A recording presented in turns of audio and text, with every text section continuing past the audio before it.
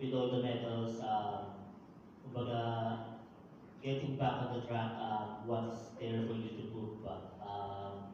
Yeah, thank you.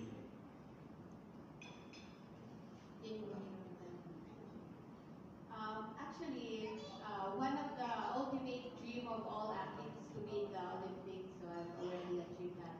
Ang sa akin lang is to be back on the running stage. Kasi,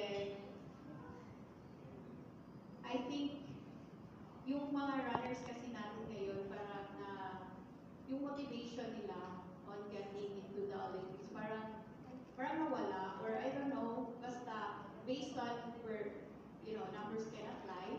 So, as we've observed, parang, though the running era is highly, meron na every Saturday, Sunday, but every weekends, meron ng runs.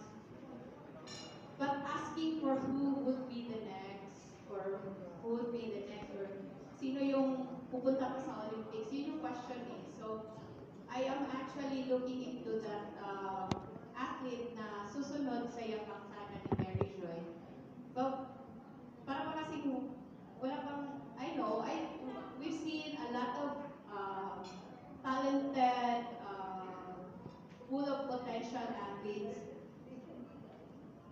Pero parang nawawala sila sa linya na reaching for the bigger goal, the Olympics.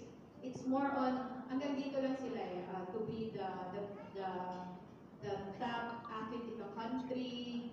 Na parang we need more encouragement, we need more athletes to go for the Olympics. Yan yung parang message ko, to be back into running, but not to really compete with them. But it's more on showing them that I achieved the Olympics through joining these races, the regular road races on the weekend into the SEA Games, and then letting them know that after representing the country in some international races, there would be next. Like, it's more on inspiring them na sino nga ba to si Mary Joy? Parang, sino nga ba siya? So, she's the first Filipina marathon who qualify for the Olympics. So, it's more on giving them encouragement na, talaga, siya ba yun? So, kasi madami tayong mga batang runners ngayon eh. But it's more on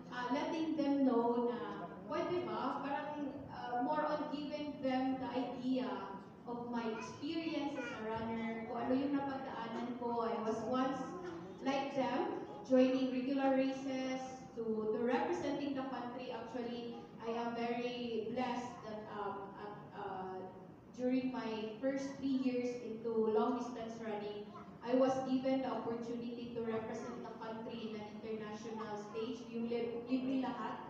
Hindi kasi yan basta-basta na ibibigay sa lahat eh. It's a very big opportunity for us. It's a one step closer to bigger goal.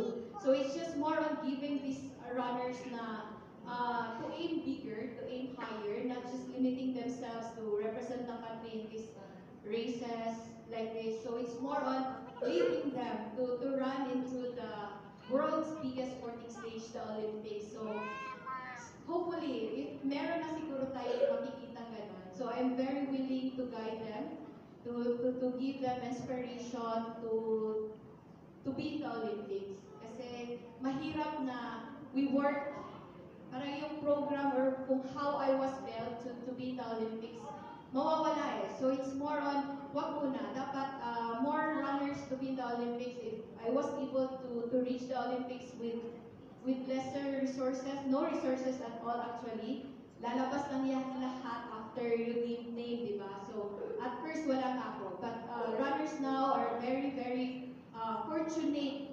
to come to different institutions, private companies to support them.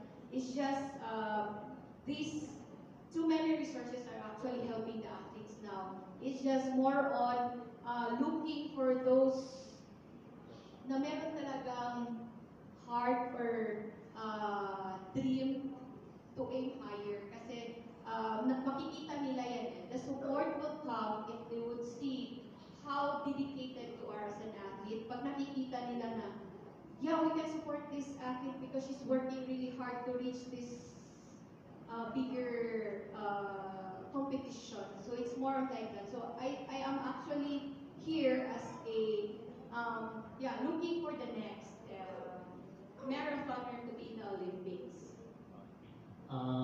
Last one.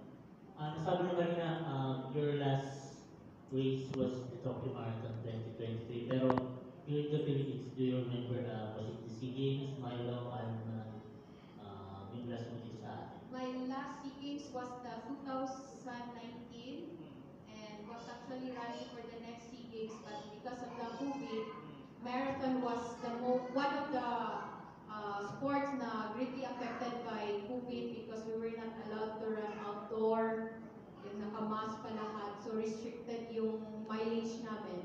And then, yun.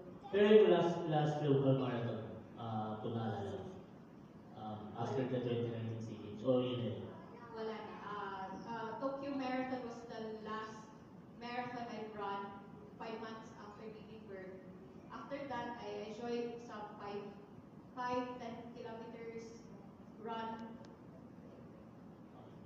Finishing podium, I went top 3, but not really into competing na talaga mag-i-aim na good timing. Thank you.